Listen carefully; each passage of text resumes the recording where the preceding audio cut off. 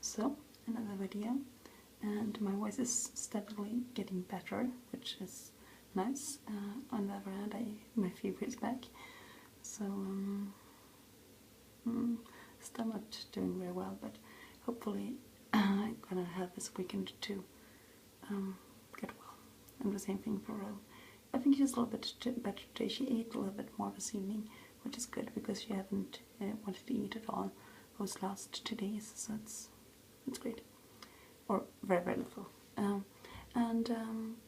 My thoughts are naturally with all the people at Haiti. It's an awful thing when those things happened. It's so hard to relate when you live in Western world to this kind of nature disasters. Naturally, my prayers are out there for everybody living in Florida and South Carolina and North Carolina, and I'm hoping that it won't get as bad as we think, and that people are following the guidelines from the authorities and really do stay safe.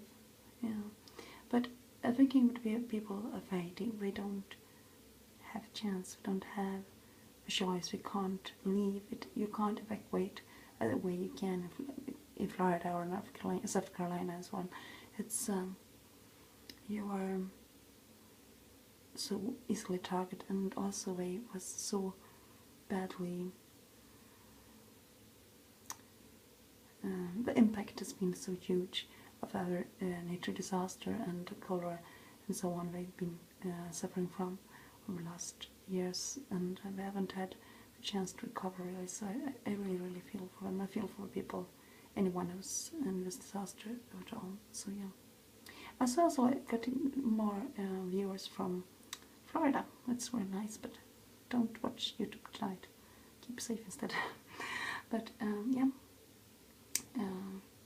I've been cleaning some today, and I'm trying to use this other technique because normally I am this kind of person I clean one room at a time, or trying to clean one room at a time. I have that as a goal because I don't really like cleaning, but I like when a mess doesn't bother me when it's messy, but it bothers me if it's dirty. And in order to clean things so they aren't dirty, you need to remove the mess, right? So I have this goal to clean one room each day. I live in a one-bedroom flat, so it's not much space to clean, but still, you have to do it. And I think it's also harder to keep things tidy when you don't have much space to storage things and so on. So yeah, I have that as a goal. But normally I take one room at each. But I was trying this. I don't know how you pronounce it in English. In Swedish we say KonMari. I don't know how you pronounce it in English, and I guess it should be pronounced in Japanese from start. But it was a technique of organize and clean things, which is very popular, become very popular now over the last I would say years. I'm not really sure when it started, but it's really popular, especially when it comes to folding clothes and so on. And I was trying that before, like organize my clothes after this technique, because I thought it was a good way to start and try to have it more organized. But KonMari and the folding technique does not work with children's clothes in IKEA drawers. It's just not. IKEA is not made for this. Sorry, but it's not. So I gave that one up because it was high piles of things, like pointing up like little, I don't know what to call it. No, it didn't work. It didn't work at all. But I was thinking this. I want to need to clean, because when you clean after a technique, you basically take one thing at a time. Like you organize all the books or all the clothes or all the toys and so on, and take one thing after one thing after one thing until it's clean. And I thought I couldn't do this because I don't really have the time, and I have somebody who drag out things all the time, little monster, which I love more than life itself. And that's how things should be. I mean, naturally I spend my time with Drew rather than cleaning. That should be, I mean, she's with me when I clean, and if she thinks it's funny and so on, we can clean and organize things. But if it doesn't work out with her, I much rather spend my time with her. But I think that is a priority you should have as a parent. Like, you should spend most of your time, wake up time, with your children. It's not really most of us has to work, most of our working time, but as much time as possible with the kids, naturally. So, yeah, I didn't think this was a technique for me, but I started to do it tonight, and I realized that it actually go much faster, it goes so smoothly, and I'm almost finished, and either I will actually finish tomorrow morning and everything will be fine, or I will feel lazy in the morning or tired or having this fever coming over me again and so on, and I will pull everything out again and start all again from the beginning. But we'll see about that. But I think it's that because you take one thing at a time, so you don't really think about what you are so focused on doing that, but you don't really think that you shouldn't see the whole picture, and all of a sudden you look at it and oh, it's clean. Where did things go?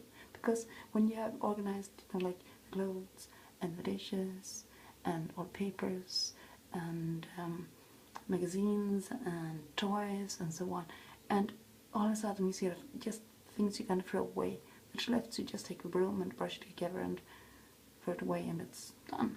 And it's, yeah, I like that technique. I'm gonna try to try doing this more often after this technique, I think.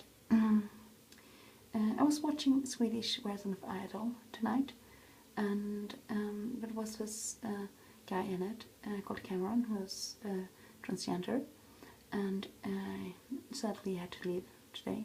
I really liked him, but yeah, I guess we'll see more of him in other contexts.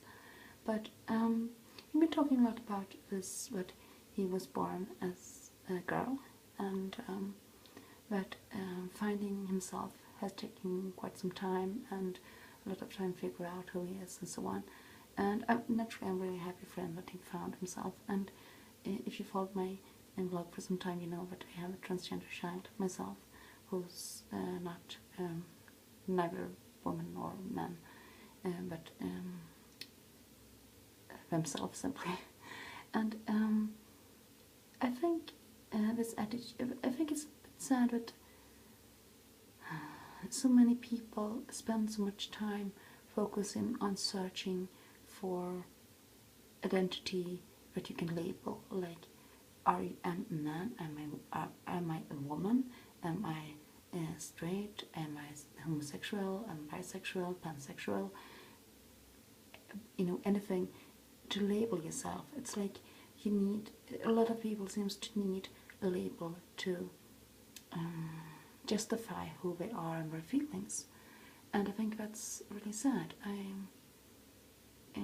I think that has to do with things I was talking about in my other two videos lately about human many culture, and also in the major culture in some countries, but also in the subcultures, which are like your family or support system and so on, but they are in many cases you have to achieve things in order to be somebody, to be loved. You have to have a label of good boy, straight maybe, or good girl, gay. And it's like you have to have those kind of labels in order to justify who you are and your actions. And it makes me sad. I wish we could just put those things aside and try to feel who you are, what you want, what you think is right, what you think is wrong, not in the context of being something special. When I say, talking about, for example, women's rights, I should not do that because I'm identifying as a woman. I should do that because I think it's right and I think it's important. And I think that is, yeah, I wish more people could just let go of all those need of labeling things and just be themselves, because in the end labeling yourself won't change who you are. Who you are comes from inside, and that is something that would never change, no matter what kind of shape your body are or what kind of person you fall in love with. It's what's important is what's in your heart.